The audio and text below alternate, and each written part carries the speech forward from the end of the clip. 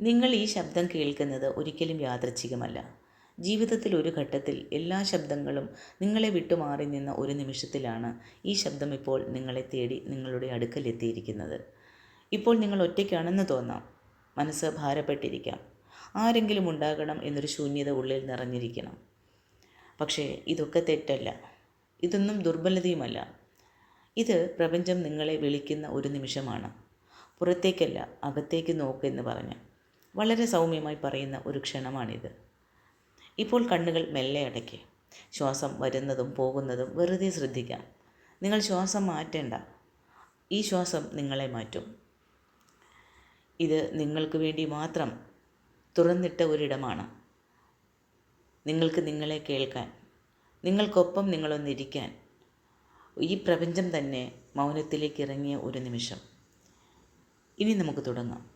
ശ്വാസത്തിൽ നിന്ന്, നിങ്ങളുടെ മൗനത്തിൽ നിന്ന് നിങ്ങളുടെ ഉള്ളിലേക്കൊരു യാത്ര. നിങ്ങളുടെ ഉള്ളിൽ നടക്കുന്ന ഈ ശ്വാസം നിങ്ങൾക്ക് സ്വന്തമായ ഒന്നല്ല. നിങ്ങൾ ജനിക്കുന്നതിന് മുൻപേ ഇതുണ്ടായിരുന്നു. നിങ്ങൾ പോകുന്ന ശേഷവും ഇതുണ്ടാകും. ഈ ശ്വാസമാണ് ശിവൻ. ഈ ശ്വാസമാണ് പ്രപഞ്ചം. ജീവിതത്തിൽ നിങ്ങൾ ഒറ്റപ്പെട്ടുവെന്ന് തോന്നുന്ന നിമിഷങ്ങളിൽ ഈ ശ്വാസം മാത്രം നിങ്ങളെ വിട്ടുപോയില്ല എന്ന സത്യം ആദ്യം ഓർക്കുക. ആളുകൾ മാറി നിൽക്കും, ബന്ധങ്ങൾ അകന്നുപോകും, പ്രതീക്ഷകൾ തകർന്നു പോകും. പക്ഷേ ശ്വാസം, അത് നിങ്ങളുടെ ഉള്ളിൽ തന്നെയുണ്ട്. അത് നിങ്ങൾക്കൊപ്പം തന്നെ നിൽക്കുകയാണ്.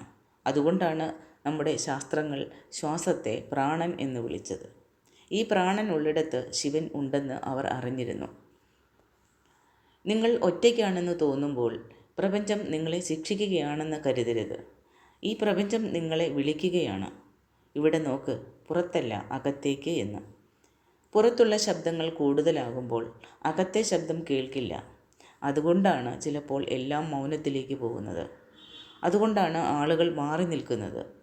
അത് ക്രൂരതയല്ല, അതൊരു ദൈവത്തിൻ്റെ കൃപയാണ്, ഈ പ്രപഞ്ചത്തിൻ്റെ കരുണയാണ്. ശിവൻ ഒരിക്കലും കൊട്ടാരത്തിലിരുന്നില്ല. അദ്ദേഹം ശ്മശാനത്തിലാണ് ഇരുന്നത്. കാരണം ശ്മശാനം എന്ന് പറയുമ്പോൾ എല്ലാം അവസാനിക്കുന്ന ഒരു സ്ഥലമല്ല.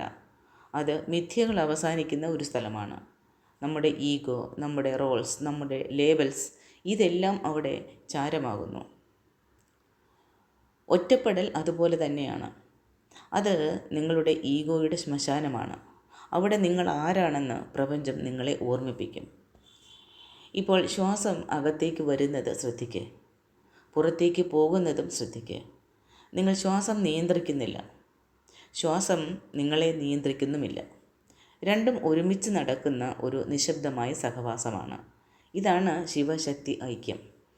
അകത്തേക്ക് വരുന്ന ശ്വാസം ശിവൻ, പുറത്തേക്ക് പോകുന്നത് ശക്തി. ഈ രണ്ടിനിടയിലെ നിമിഷം, ഒരു ചെറിയ നിശബ്ദത, അതാണ് ഈ പ്രപഞ്ചത്തിൻ്റെ ഹൃദയം. നിങ്ങളുടെ ജീവിതത്തിൽ വീണ്ടും വീണ്ടും വരുന്ന വേദനകൾ ഒന്നോർത്തു നോക്ക്. ഒരേപോലെ, ഒരേ അവസാനം. ഇതെല്ലാം എന്തുകൊണ്ട് എന്ന് നിങ്ങൾ പലവട്ടം ചോദിച്ചിട്ടുണ്ടാകും. ഈ പ്രപഞ്ചം നിങ്ങളെ വേദനിപ്പിക്കാൻ ആഗ്രഹിക്കുന്നില്ല. പക്ഷേ നിങ്ങൾ കാണാതെ പോയ സത്യം നിങ്ങൾക്ക് കാണിച്ചു തരാൻ അത് ശ്രമിക്കുകയാണ്. ഓരോ ആവർത്തനവും ഒരു വാക്കാണ്. ഇവിടെ നോക്ക്, ഇതാണ് നീ പഠിക്കേണ്ടത് എന്ന്. ചിലപ്പോൾ ഒന്നും തന്നെ നടക്കുന്നില്ലെന്ന് തോന്നുന്ന കാലം വരും. പ്രാർത്ഥനകൾക്ക് മറുപടിയില്ല, ശ്രമങ്ങൾ മുന്നോട്ട് പോകുന്നില്ല. അപ്പോൾ നിങ്ങൾ കരുതും ദൈവം പോലും മൗനത്തിലാണ്. പക്ഷേ ശിവൻ മൗനത്തിലൂടെയാണ് സംസാരിക്കുന്നത്. ഡമരുകത്തിൻ്റെ ശബ്ദത്തിന് മുൻപ്, താണ്ഡവത്തിന് മുൻപ് ഒരു മഹാമൗനമുണ്ടായിരുന്നു. ആ മൗനത്തിലാണ് സൃഷ്ടി തീരുമാനിച്ചത്. നിങ്ങളുടെ ജീവിതത്തിലും അതേ മൗനം പ്രവർത്തിക്കുകയാണ്. നഷ്ടങ്ങൾ വരുമ്പോൾ മനസ്സ് ചോദിക്കും, എന്തിന്? ബന്ധങ്ങൾ തകരുമ്പോൾ എൻ്റെ തെറ്റെന്താണ് എന്ന് നിങ്ങൾ ചോദിക്കും. എന്നാൽ ശിവൻ്റെ കാഴ്ചപ്പാടിൽ നഷ്ടം ഒരു ശിക്ഷയല്ല, അത് ഭാരമൊഴിയിക്കലാണ്. നിങ്ങൾ മുന്നോട്ട് പോകാൻ ലഘുവാകേണ്ടതുണ്ട്. അതുകൊണ്ടാണ് ചിലർ നിങ്ങളെ വിട്ടുപോകുന്നത്. അവർ മോശമായതിനാലല്ല, നിങ്ങൾ മറ്റൊരു ഉയരത്തിലേക്ക് പോകേണ്ടതിനാലാണ്. നിങ്ങളുടെ ശരീരം ഇപ്പോൾ എന്താണ് പറയുന്നത് എന്ന് നിങ്ങളൊന്ന് ശ്രദ്ധിക്കുക. ക്ഷീണമുണ്ടോ? ഉറങ്ങാൻ പറ്റുന്നില്ലേ? നെഞ്ചിലൊരു ഭാരം പോലെ തോന്നുന്നുണ്ടോ? ഇത് എല്ലാം ശബ്ദമില്ലാത്ത സന്ദേശങ്ങളാണ്.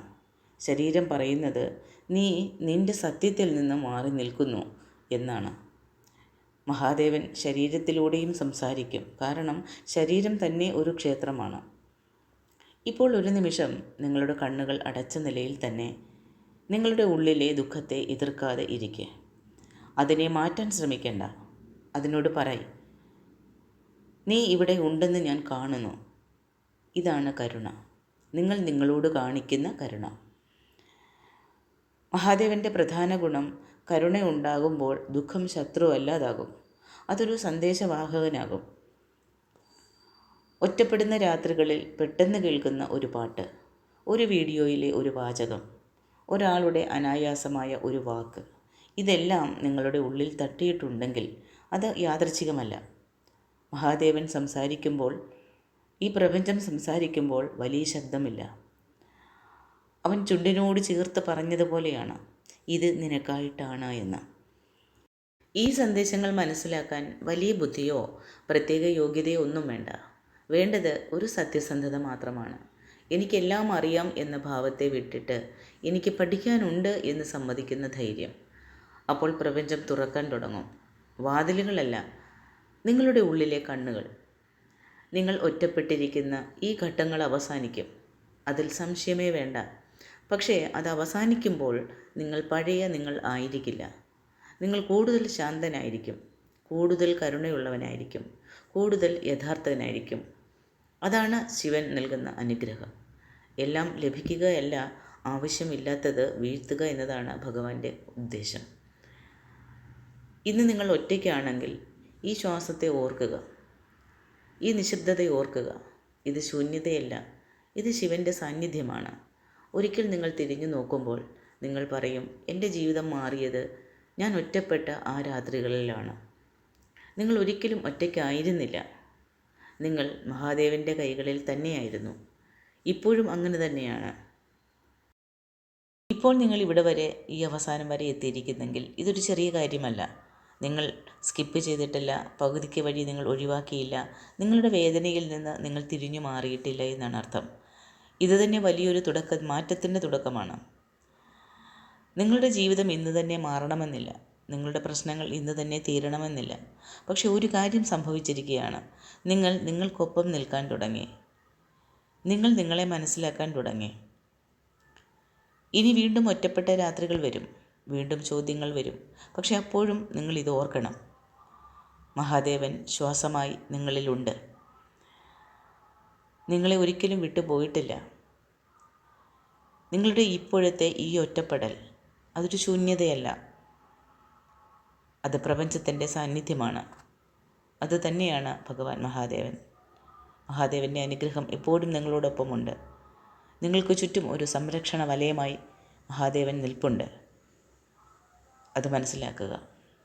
നിങ്ങൾ ഒറ്റപ്പെട്ടു പോയെന്ന് തോന്നി സങ്കടപ്പെടുന്നെങ്കിൽ ഒരു കാര്യം മാത്രമേ പറയാനുള്ളൂ. നിങ്ങളല്ല ഭഗവാനെ പിടിച്ചിരിക്കുന്നത്, ഭഗവാനാണ് നിങ്ങളെ പിടിച്ചിരിക്കുന്നത്. ആ ഒരു സാമീപ്യമുണ്ടെങ്കിൽ ആ കൈകളിൽ, ആ ദൃഢമായ കൈകളിൽ നമ്മൾ സുരക്ഷിതരാണ്. എല്ലാവരും തൻ്റെ ശ്വാസത്തിലൂടെ ഭഗവാനെ ഉണരുക.